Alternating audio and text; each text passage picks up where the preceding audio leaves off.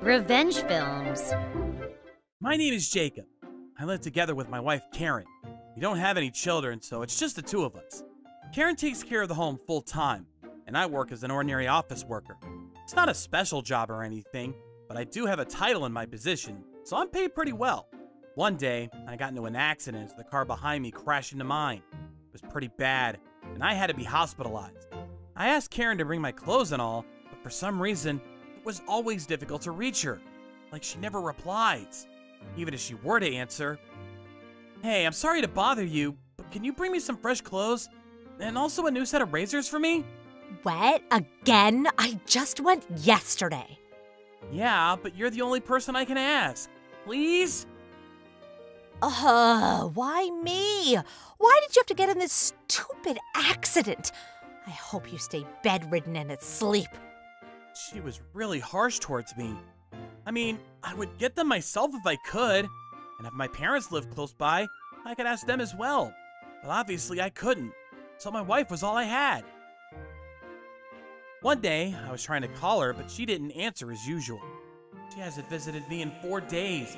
She's not responding to my texts or calls. What's going on? What if she got into an accident too? Bad thoughts were crossing my mind. Then, I heard a knock on the door, so I let them in.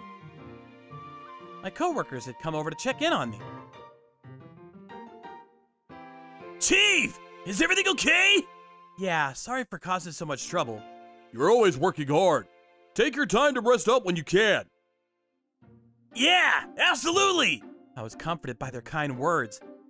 But when they were getting ready to leave, one of them stayed back and said to me, I know you're already going through a rough time, so I was wondering if I should tell you this or not. "What is it?" Actually, I saw it. I saw your wife walking with Kevin. You know, from our department. What? Kevin? And Karen? Kevin was also one of my coworkers. He worked under my team as well. I remember, he visited our place with other coworkers when we built our new home. When I heard this, at first I thought, sure, they've met before, but those two? Really? And I couldn't believe it. But it was also true that I hadn't been able to contact her for the past few days. When did you see these two together? About 4 days ago. Kevin also took a paid leave from today. He said he was going on a trip with someone. I knew it. I'm so sorry. No, there's no need for you to apologize. Thanks. After I let him go home, I once again made numerous calls to Karen. Surprisingly, after a few tries, Karen picked up. Ugh, what is it? Jeez, you're so annoying. Hey, where are you right now? What? Why should I tell you? Aren't you with Kevin, my coworker, right now? I was scared to ask her so directly, but she admitted just like that. Oh, so you knew. Well, so what? Yes, I'm on vacation with Kevin right now. So what?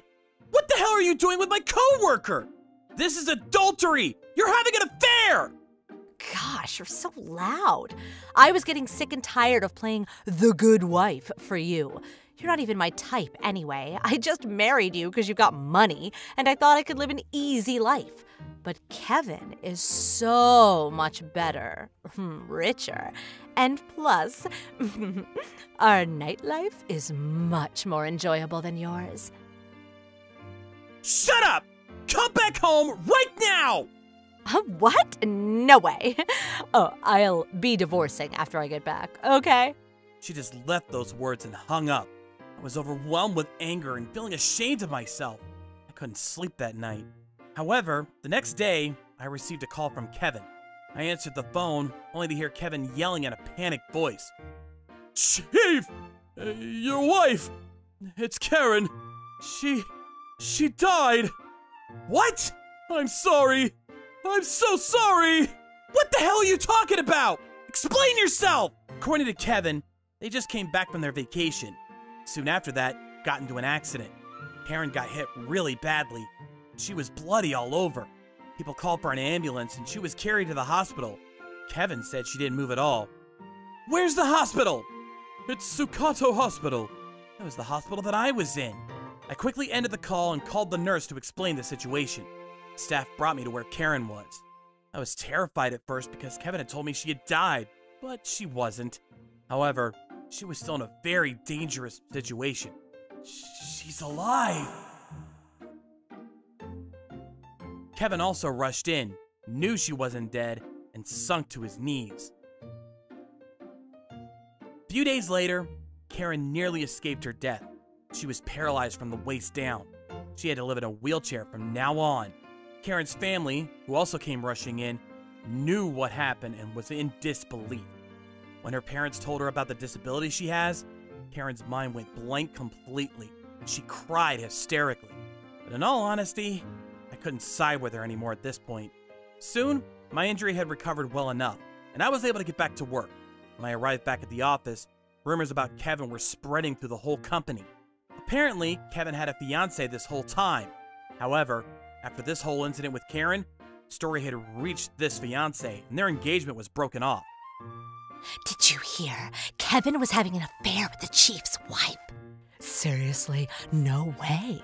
Didn't he have a fiancé, though? I'm shocked someone can do such a thing. It wasn't like people were gossiping about me directly, but obviously because I wasn't a stranger to this whole story, all these rumors were affecting me a lot. Looking at this whole situation, the company's president proposed an idea to me, that he could change my job position and move me to their main office in the form of promotion, so that I can change environments. The coworker who first let me know about this whole situation said, I'm so sorry. This is all my fault. He cried as he expressed his sadness when I told him I'll be moving offices. Hey, look, I'm glad you told me. Plus, it's not like I'm sent off to a different branch because I did something bad. It's a promotion. You keep working hard, buddy. I'll be waiting to hear good news from you at headquarters. Yes, sir. Thank you so much. I'll do my best. He said as we parted. Oh, by the way, Kevin got fired after this whole incident. Pretty obvious, huh? This former fiancé of Kevin was actually the only daughter of this company we were trying to form a connection with. Because of this fiasco, the company's president was outraged, and we weren't able to make the contract work. Kevin now had to pay the damages done for breaking off the engagement with his fiancée, paid consolation money for my part, and I also heard he might get sued by our company. When he was packing his things at the office, his face was so pale, he looked like he could die any minute. To him, fooling around with Karen was just a dangerous joke. He must have planned to end things as soon as he got bored. I think he's so stupid. Now, to Karen, I showed her a green slip of paper. I want you to fill out this form. No, I'm not going to divorce you. Are you thinking of just throwing me away like this? What are you talking about? It's on you. Plus, you're the one who said, let's divorce when I come back. Oh, I was just lying back then. You're the only one that I have. What a joke. He got rid of you too, didn't he? He may seem rich, but he's not. He was just using his fiancé's money. No, I want to be with you because I love you. No way. You betrayed me, had an affair with my coworker, and got into an accident. Which, by the way, is completely your fault. There's no reason for me to cover for you. Then how am I supposed to live on from now? Well, I guess you'll have to be nursed for the rest of your life. You can't even go to the bathroom by yourself. Why do I have to become so miserable? I don't get it. It's so unfair. She kept yelling like this, but a few days later, I got her parents to join the conversation and finally got Karen to sign the paperwork. Her parents seemed like they wanted to say something. Seeing her daughter suffer an injury like that and getting that she was having an affair, they couldn't say anything. Like this, I was able to start a new life alone. After I moved to the main office, because not many people knew who I was, nothing really affected my working environment. My pay rose even more. Kevin, on the other hand, because of all the damages he had to pay for, he bore quite a load of debt. His parents were furious and kicked him out of the house. He had nowhere to go, and after being so depressed, attempted suicide. But I heard he's still alive somewhere. Karen became increasingly annoyed at her own body not moving like she wanted it to. And I heard from a rumor that her attitude toward her parents and caretakers is horrendous. I'm sure sooner or later, her parents will give up on her too. Honestly, I couldn't care less how that woman spends the rest of her life like. But I think Karen and Kevin both deserve what they got. My name is John Smith, and I'm the head of the family with a wife and 2 kids. Since I'm usually busy with work and can't play much with the kids, on my days off, I make sure that I spend lots of time with them and take them to places where they want. Although I should have been tired from work, seeing my kids' smiling faces would blow away all of my fatigue.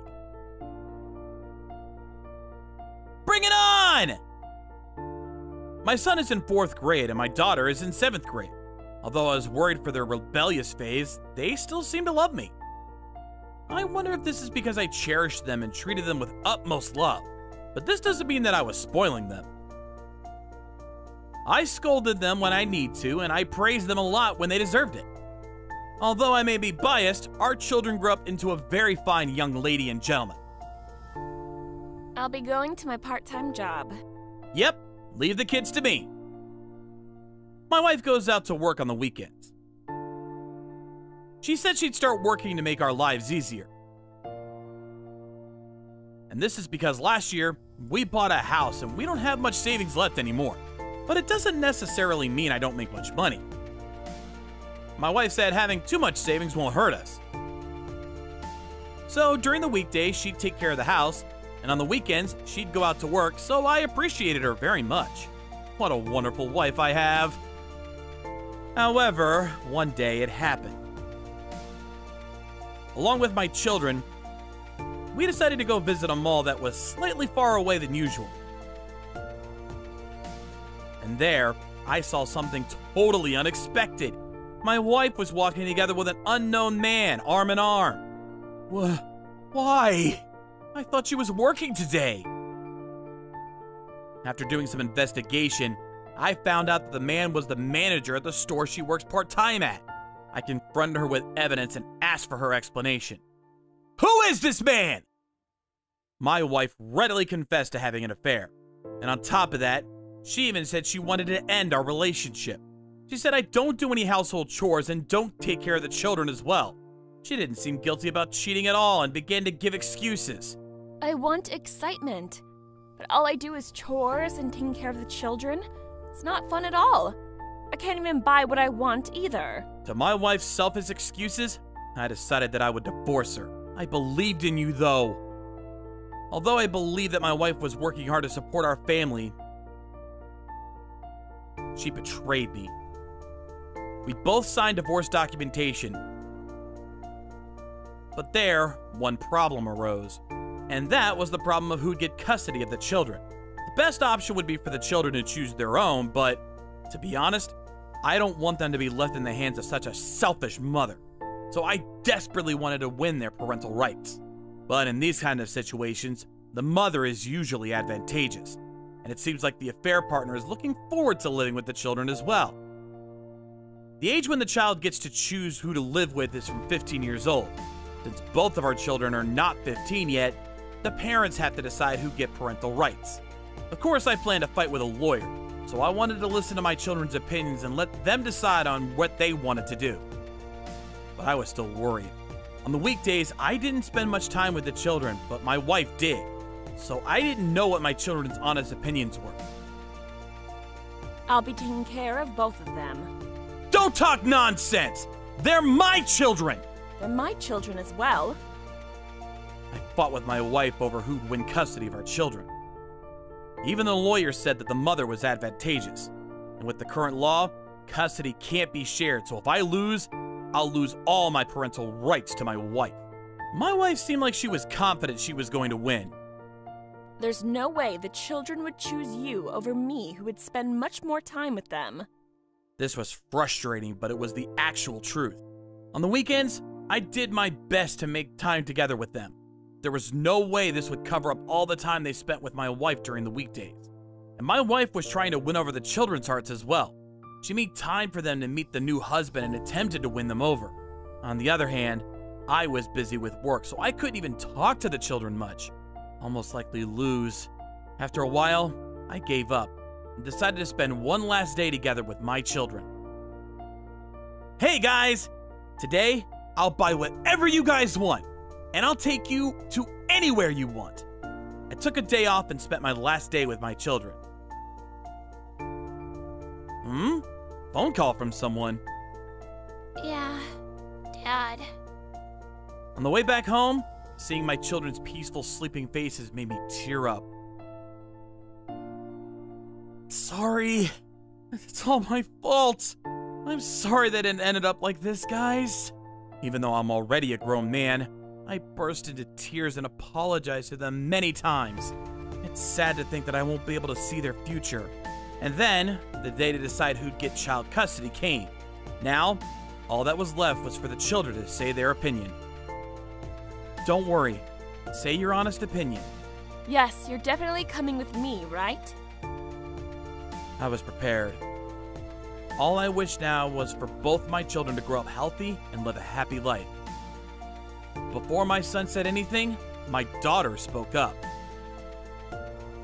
I definitely don't want to live with Mom. I'm going with Dad. Huh? What did you just say? I was surprised. I totally thought she'd choose to go with my wife. I can't cook or even do the laundry. But unexpectedly, my daughter chose me. Following my daughter, my son even said, I want to be with Dad too.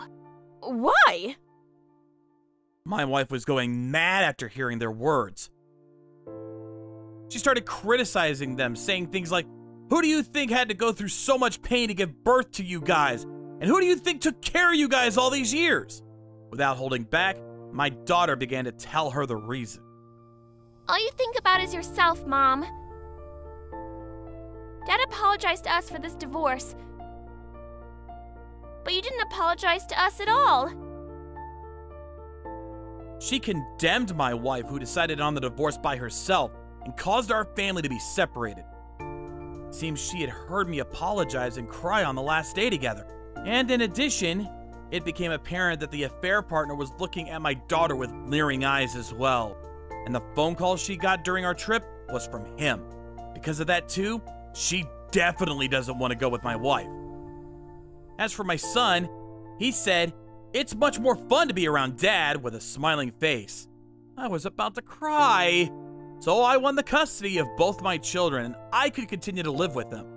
That's what I thought, but my wife won't give up. She desperately demanded the lawyer to give her custody. But the situation suddenly changed with a word that my son spilled. Mom hits me hard, so I'm scared.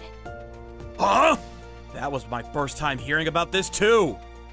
I've been telling her not to use physical force on them at all. But what's going on? I asked my son for an explanation and took off his shirt. And there, on his body, was lots of bruise marks. Seems like she intentionally hit him in places where it would be hidden by clothes. It was painful to look at. It seems this is a completely different problem that requires police investigation. She told me not to say it to anyone, but I want to go with Dad, so... You! How dare you do this to our son! My son thought that she'd abuse him again if he went with her. That was the true reason why he wanted to come with me. Because of this, I won the rights over my children.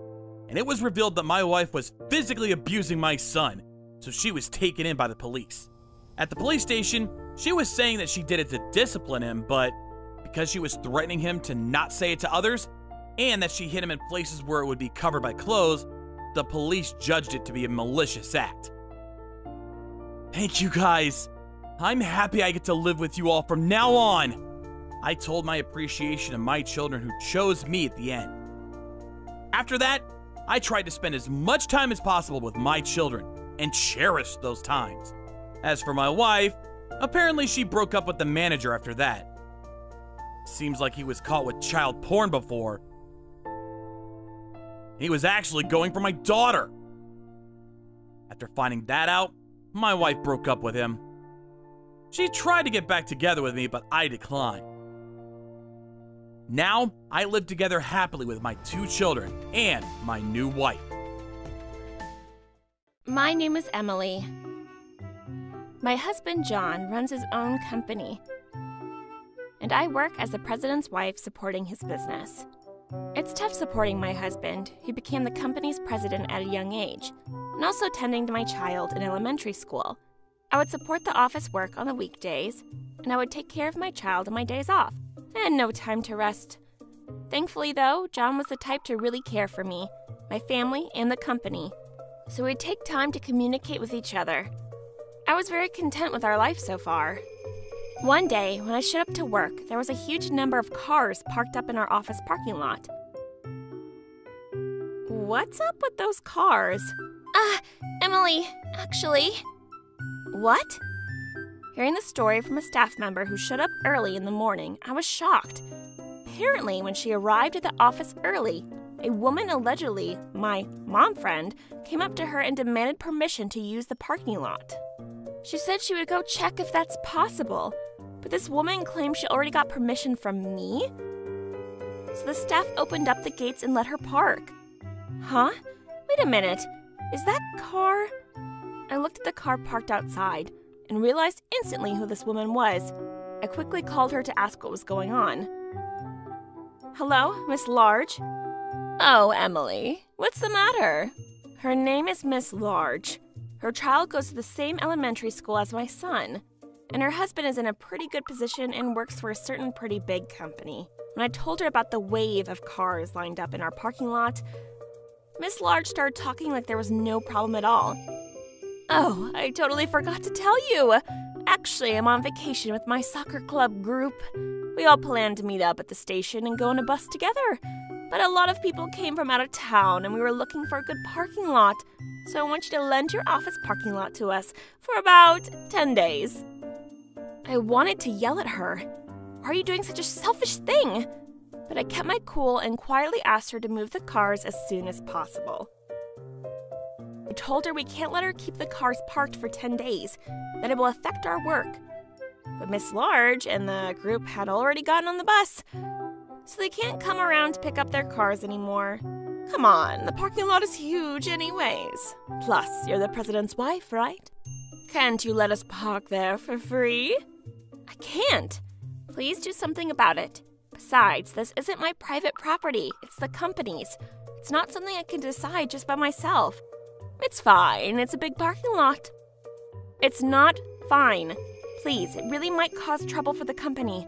Can you please come back to pick up your cars? To my words, Mrs. Large laughed as she replied, What do you mean by trouble? We just parked a few cars over there, and what's the big deal? It wasn't something she could laugh about. It was a big deal. The size of the parking lot was enough to fit our employees' cars, and a bit of space for miscellaneous items that we couldn't keep in the office. If this continues, our employees won't be able to park their cars, and we won't be able to keep the things we ordered for our jobs. I tried explaining that to her, but she showed no signs of being sorry, and continued with her talk. Come on now. You know it's not that much of a problem. Plus, if you're gonna continue being mean to me like this, I might tell my husband that he should rethink his relationship with your company. You're threatening us? Oh, I'm not. I just might have a chat with him. Well, that was a threat, all right. Mrs. Large's husband is one of the executive members of a company that we work with. If our ties are cut with them, we would be in big trouble. However, I still couldn't let this one slide. She had no idea how hard it is to run a company. I was angered at her selfishness and how she just forced her problems onto us. I was at my limit. So I told her coldly, Well, then, when you return, I'll be sure to have a proper conversation with you. Okay, understood. And with that, I ended the call. She said understood. I was ready to fight. First of all, I had to find a new parking space for our employees.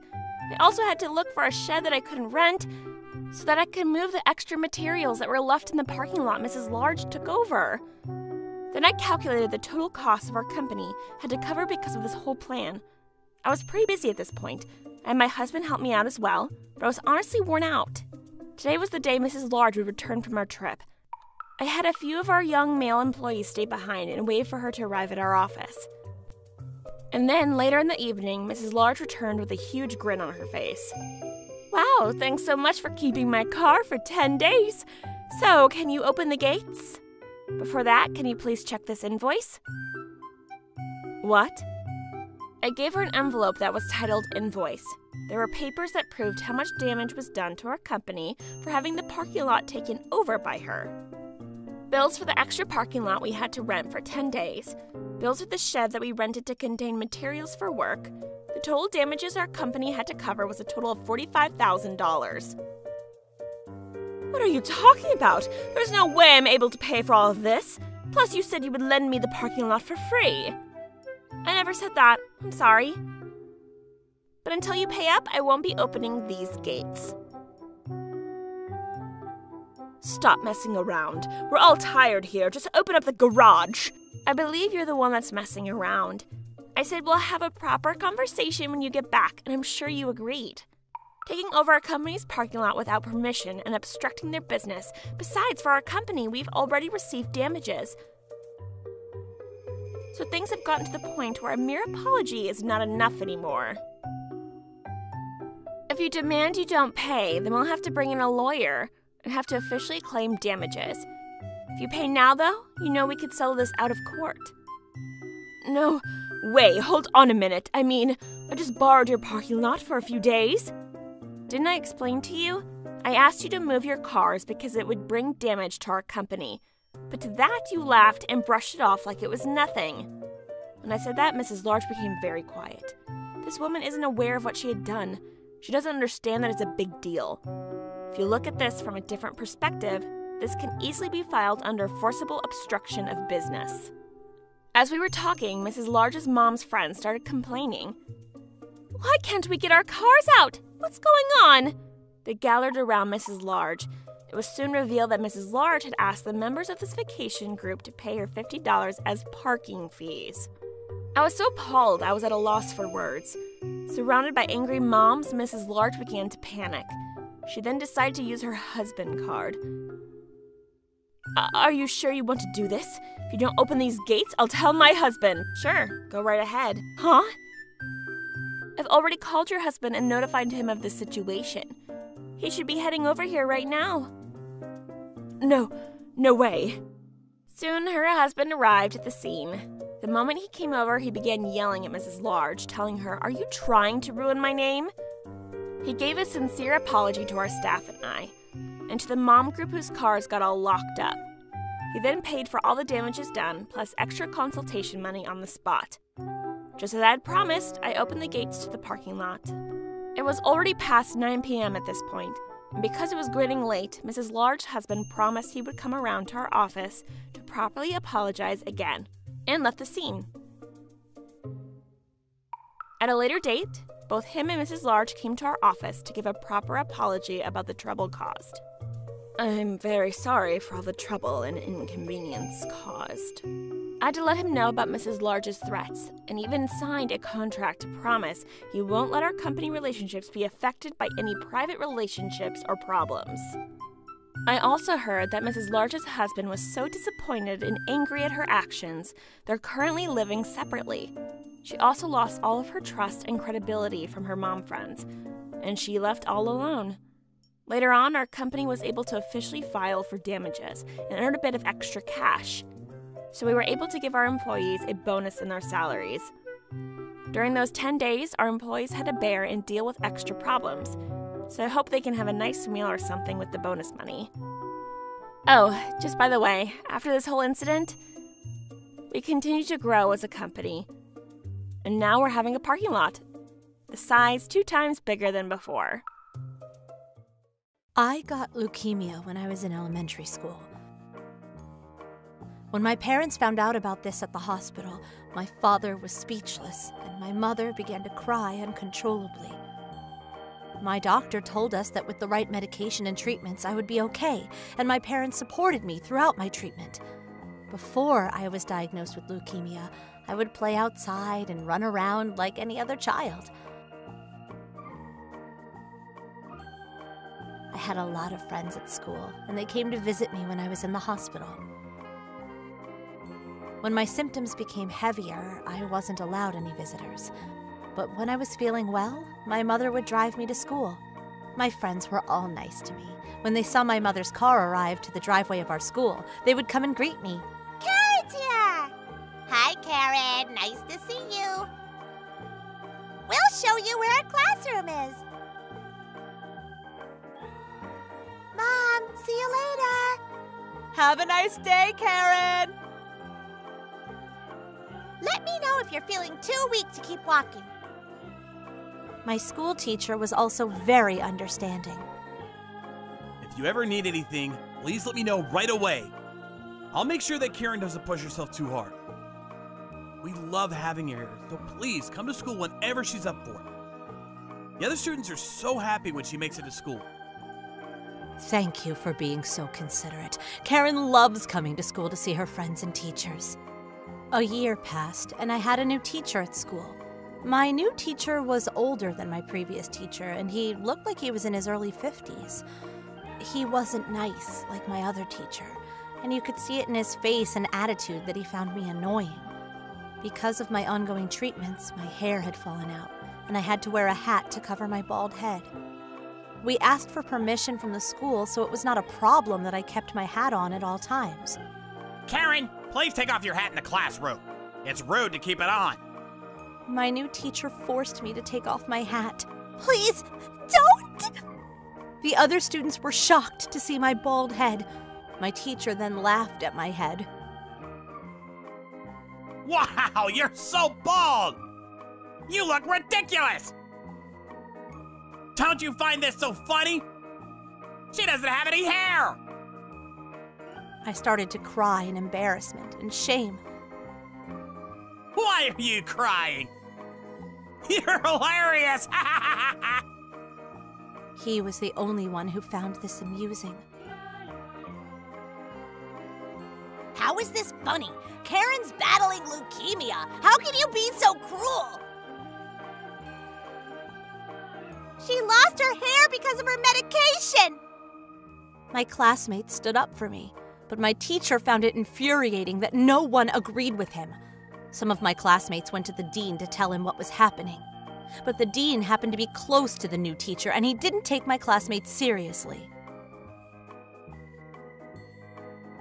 Your teacher merely stated the facts. You did nothing wrong. He even laughed about the part of me being bald. I really enjoyed coming to school because it was the only time that I could forget about my battle with leukemia. I didn't want to worry my parents about what my teacher said to me. I feared that they wouldn't want me to come to school if they found out. So I continued going to school even though I had a terrible teacher. I was happy to see my friends at school, but my teacher continued to bully me. I was sitting out of PE class when my teacher said to me, Why are you cutting class? My doctor told me that I shouldn't exercise. You're just being lazy! Get up! Karen isn't lazy. She's very brave for battling leukemia. Just like you. Your friends are hopeless too. Just ignore what our teacher said to you. He's being ridiculous. Yes, thank you. Maybe I shouldn't come to school anymore, though. The school will be fun for everyone again. I was able to put up with my teacher's bullying, but I couldn't accept the fact that my teacher was mistreating my friends, too. We want you to come to school. School's not the same without you, Karen. We shouldn't let our teacher bring us down. My friends reassured me. But one day, my teacher began saying bad things about my parents, too. Your parents are terrible. Why would you say that? They shouldn't bring their sick child to school. What if it's contagious? They should put you in isolation. You're being horrible to Karen and her parents. Her parents are very nice. My parents were very worried about me when I first got sick, and I still see them crying from time to time regarding my health. I was furious with my teacher after hearing the mean things he said about my parents. I won't be coming to school anymore, so stop saying awful things about my parents. I gathered my things and got ready to leave. Yes, and don't come back. We don't want you here.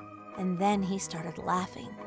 To that, one of my classmates stood up and shouted, We can't take this anymore. Let's go talk to the principal. Then everyone else stood up and got ready to go to the principal's office. My friend held my hand and took me with her. When we got to the principal's office, we saw that the dean was there too. What are you all doing cutting class? Could you please take a look at this? Someone had posted a video showing my teacher bullying me earlier. What is this?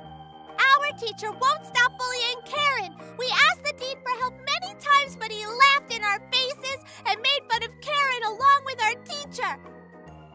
We decided to post this video to see how people would react to it. You shouldn't have done that. Delete this video right away! We could do that, but it's too late. Lots of people have reposted it already. People have commented about how cruel the dean was to ignore our pleas. To that, the dean began to panic, and there was nothing he could do about it. Is this true? No, of course not. The children are playing a prank on me. It's not a prank. This really happened in our classroom earlier. The principal was enraged. Have that teacher come to my office now! As we stood outside the principal's office, we could hear the principal yelling at the dean and our teacher. The school committee held a meeting and decided to fire the dean and our teacher and take away their teaching licenses. Our teacher would never have been allowed to teach again. If the dean hadn't ganged up with our teacher, he could have eventually been promoted to being the principal of the school. The principal called in my parents and apologized profusely for what the dean and my teacher did. My parents were devastated and blamed themselves for not noticing what was happening to me at school. You don't need to try to handle such matters on your own, sweetheart. Let us know, and we'll do everything we can to support you. We're a family, and if we stick together, we can get through anything. Yes, sorry for keeping you in the dark. After that, I continued my treatments and went to school whenever I got the chance. By the time that I was about to graduate from elementary school, my doctor said to me, You're cured! Congratulations! My parents and I cried happy tears.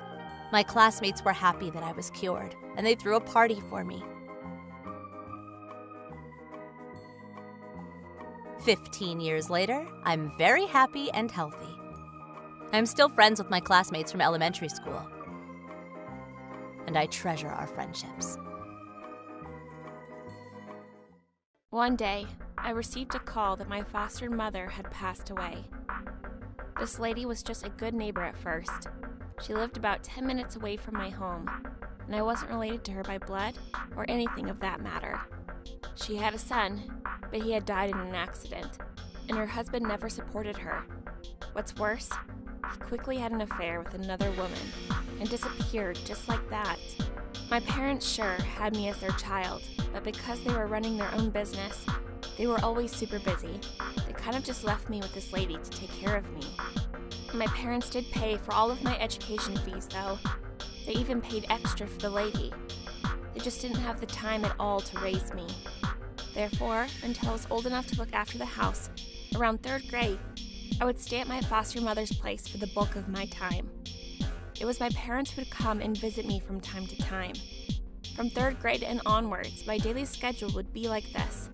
I would go to school from my house, go to my foster mother's place after school, and eat dinner with her.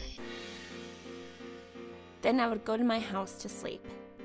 My foster mother said she was too worried to leave me alone, even when I was a 3rd grader, so she let me visit her house every day to eat with her. Furthermore, into my elementary school grades, I began going to cram school, so I spent less time going over to her place after school. But even after I'm grown up, I felt much closer to her than my real parents. A few years into my adult life, I got married. Of course, I introduced my husband, Joshua, to her, and I had her participate in our wedding as well. I soon left my hometown, and we were airplane distance apart, but whenever I had the chance to go back, I would always visit her. But like I said, I got the news that she had passed away. I got the call on Friday. I have to work off on the weekends, but I was told the funeral was on Monday. So I phoned my husband, who was still at work. Hey, I got a call that my foster mom passed away. I'm thinking of getting a plane ticket right now and heading over tomorrow. However, my husband said, What? She's not your real mother. Do you really have to take a day off of work to go? He sounded pretty grumpy. Well, but she took care of me so much when I was little.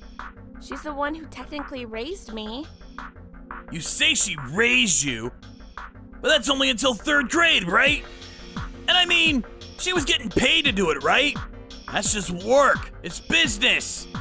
Just as he says, my foster mother sure was receiving money from my parents, but she really took me in like her own child. When I had to go through surgery, it was my foster mother who stayed by my side. I talked to my husband about this numerous times, but his opinion was that there was no way a stranger would just take care of a stranger's child out of pure kindness. Hey, I've talked about this before, but even after 3rd grade, she continued to support me so much. She cooked for me, looked after me, and helped me in my daily life. So like my real mother, maybe more than my real mom, so... Even if you did go to her funeral, you won't be able to get plane tickets on discount because it's so soon, right? How much is it gonna cost in total? Plus, you say she was like family. Are you planning to pay a bulk for the funeral offering? Like that, he kept pestering me, making it very obvious he was unhappy about my choices.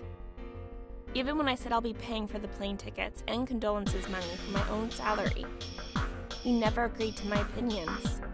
But no matter how much he didn't like it, not attending was never a choice. I have to finish my tasks for today. However, I did feel bad just going without his approval, so I texted him. Let's talk when we get home. I want you to understand before I leave. I quickly applied for a paid leave, and I came back home without doing any extra work. But Joshua wasn't home. It was already past 8 p.m. when I finally got a reply, but... No matter what you say, my opinion isn't changing. I'll be staying over at a friend's place. I won't be going home. That's what I got. The next morning, Joshua never came home, and if I continued waiting for him, I'd be late for the plane I booked. So I left a note and left for the airport. I wanted to properly mourn for my foster mother, but I was filled with mixed emotions. My husband never said anything about buying gifts for my real parents with my own money. But only when I would buy things for my foster mother, he would have problems. For example, when I try to send flowers to both mothers on Mother's Day. Come on! You don't have to send it to unrelated people! Is what he said. I knew it could be hard to understand because it was a unique situation. I didn't expect him to say no to her funeral. Carrying my mixed feelings, I was able to say my goodbyes to her and came back home on Tuesday. And that night, I decided to sit down and have a conversation with Joshua when he came back home from work. He didn't want to talk with just the two of us, so he asked a friend to join, one per each side, and decided to talk at a restaurant with private rooms. I had forced my friend to come with me when she already was busy, so I felt really bad. What my husband had to say was, Recently, mothers and daughters are too close. They're too codependent. That's why I thought, if I get married, I don't want to marry a girl that's too sticky and close to her mother. You weren't like that with your real mother, so that's why I married you. But you were exactly like what I feared with this foster mother of yours. You called her so much and sent her gifts. I was disappointed. I can't stand these relationships with mothers and daughters. But you're not even related to this foster mother. This is crazy! My opinion was, it takes over 3 hours using buses and trains to get to where my foster mother lives.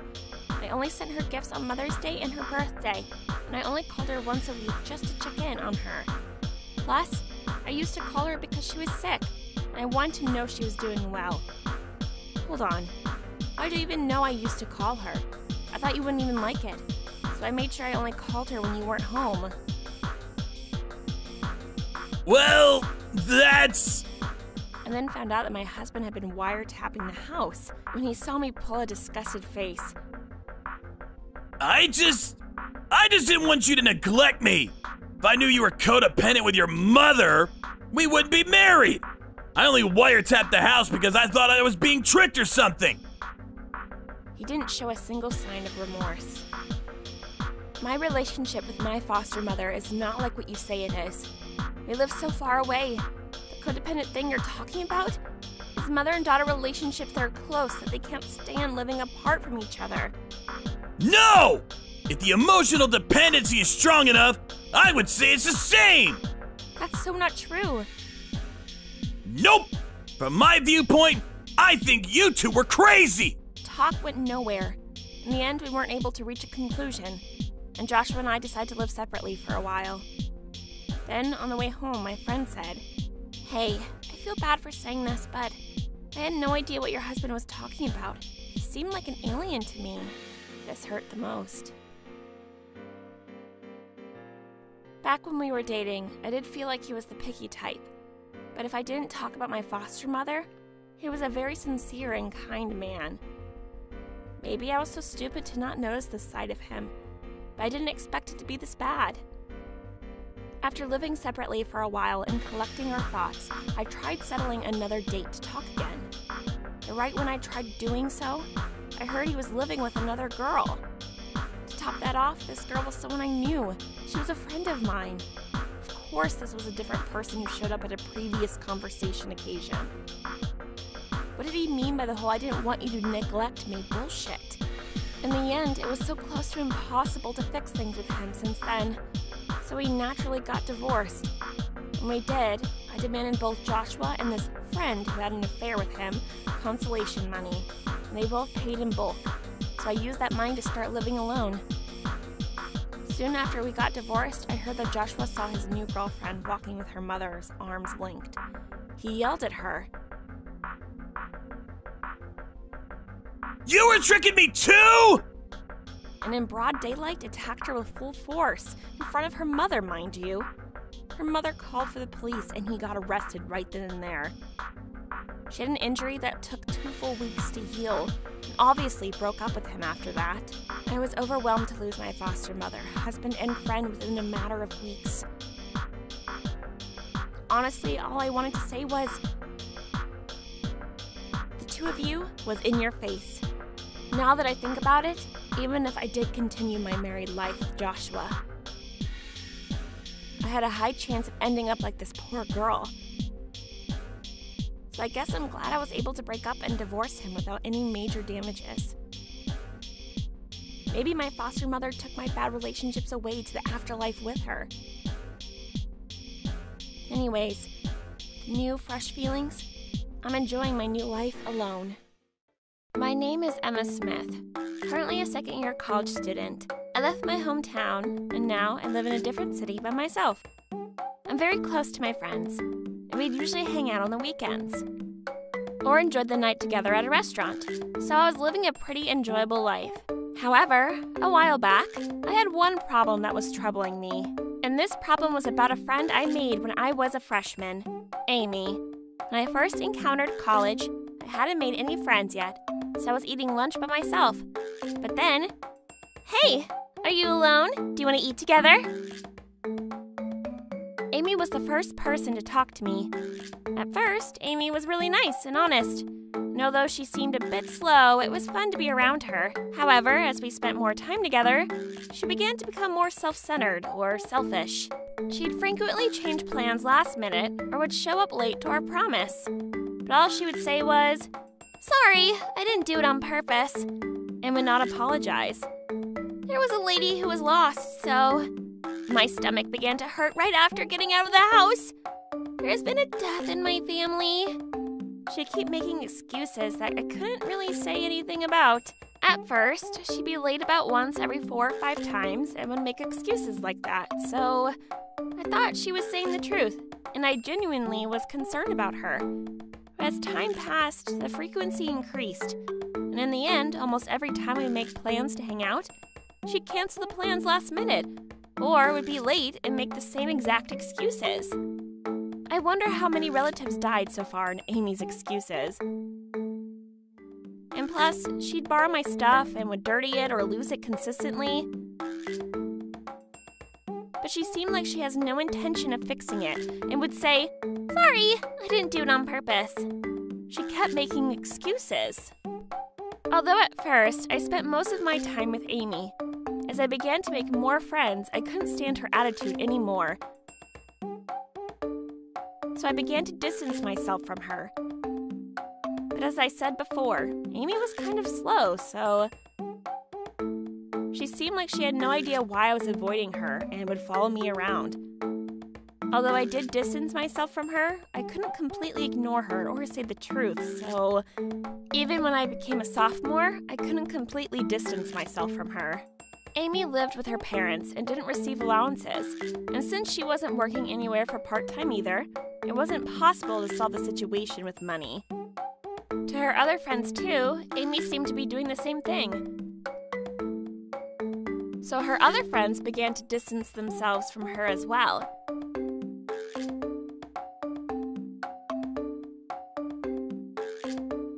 But one day, the tables turned. I received a call from Amy that she got involved in some kind of accident during a dinner party. Apparently, she broke someone's phone at a dinner party because she got drunk. What should I do? They told me I have to pay for it. That's what she asked me. You should definitely pay and apologize. Although I said that, she replied with, but it wasn't on purpose, and we're friends. I even apologized too. And plus, she said it's $1,000 and I don't have that kind of money. There, I thought this was partly my fault for not teaching her common sense. Hey, if you break someone's thing, you should pay for it along with apology. And there's also a saying that if apology can solve the problem, we won't need the police. Plus, we're already 20. We should be taking responsibility in what we do. So I taught her common sense finally. But then she was flabbergasted. But it wasn't on purpose. Whatever, I'll try to solve this problem by talking to her again. And she hung up. Well, I thought she'd either find a part-time job, ask her parents for money, or ask me for money, but she apparently was so stubborn on insisting that she didn't do it on purpose, so the friend got mad. This is a scam. You're trying to blackmail me. I'm going to report it to the police. So she apparently actually went to the police. Obviously, they didn't take her seriously.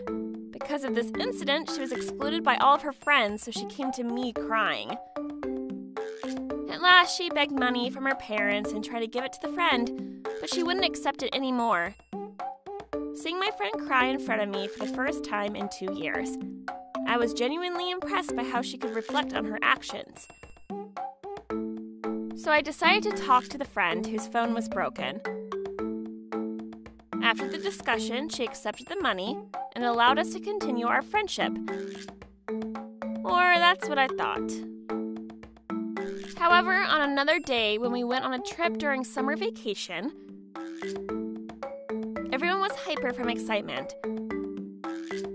And one of my friends, Bella, accidentally dropped my hat in the river. Although I tried to pick it up, the current was so rapid I couldn't get it in time.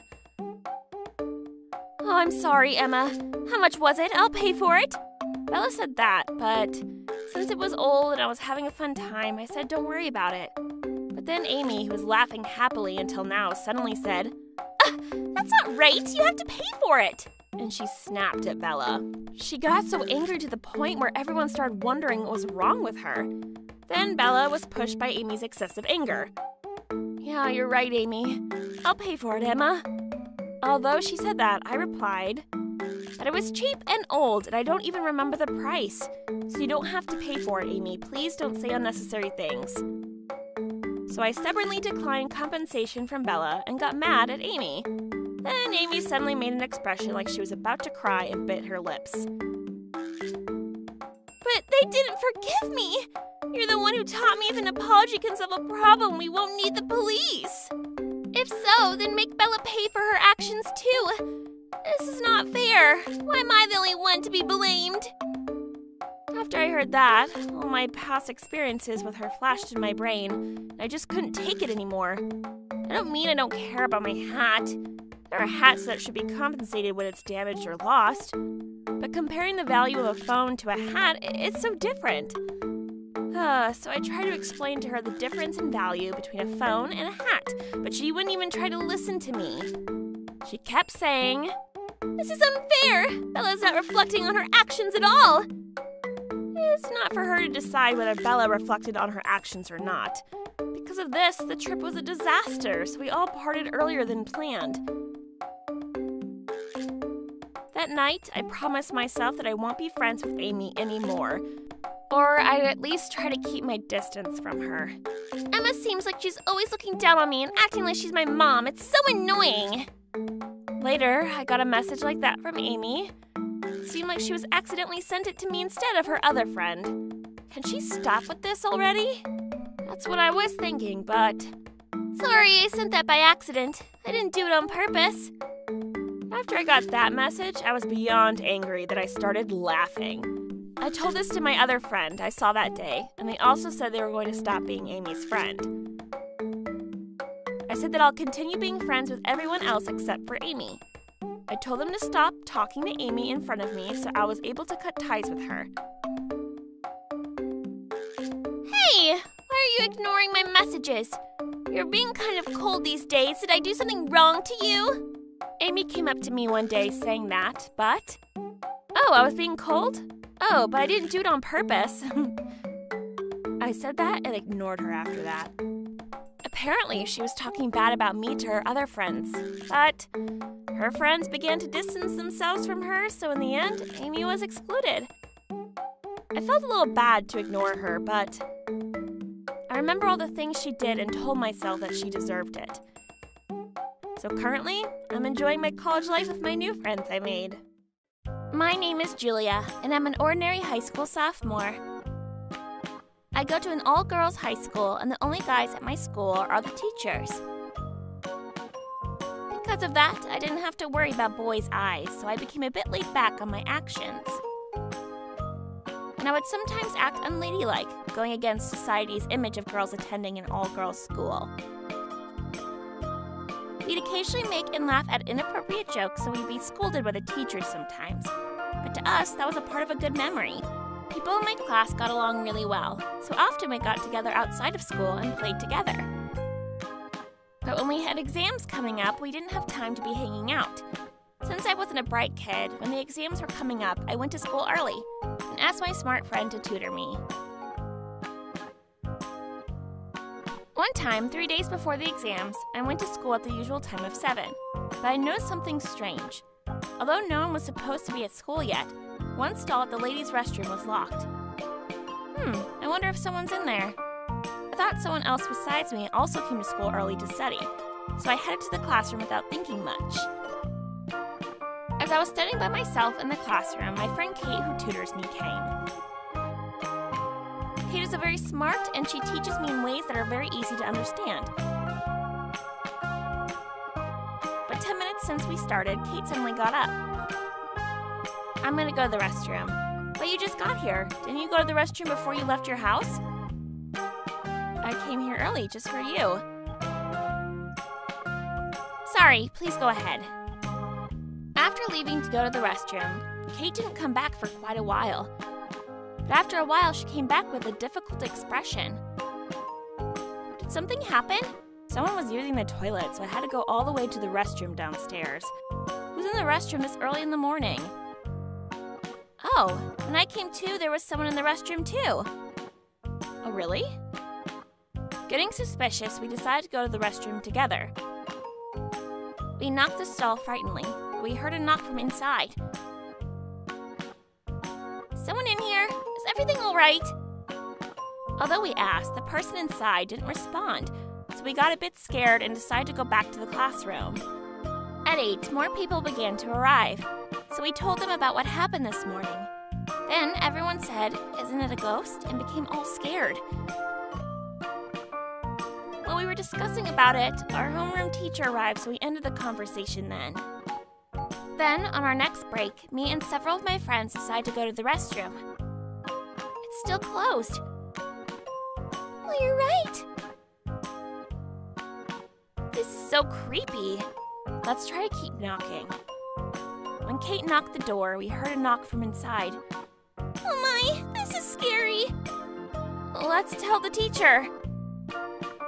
Yes, let's do that. We hurried to our teacher and explained to him what just happened.